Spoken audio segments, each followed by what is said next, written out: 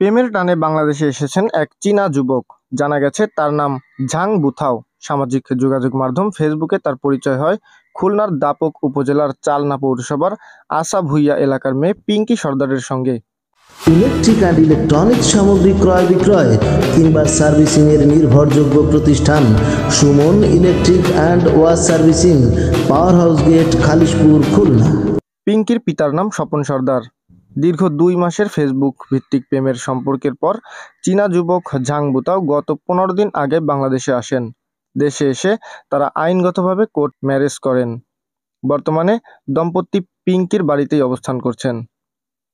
স্থানীয়রা ঘটনাটি জানতে পেরে মিশ্র প্রতিক্রিয়া প্রকাশ করেছেন। তবে খুলনা টুডের একান্ত সাক্ষাৎকারে পিঙ্কি সর্দার বলেন, তাদের দাম্পত্যিক জীবনে তারা সুখী আছেন। বিষয়টি এলাকার ব্যাপক আলোচনার জন্ম দিয়েছে। আমি বিয়ে করে এখন খুবই সুখে আছি। সবাই আমাদের অনেক আশীর্বাদ করেছে। এখানে আমাদের দুজনকে দেখতে অনেক লোকজন আসছে। আমরা এটা নিয়ে খুব খুশি।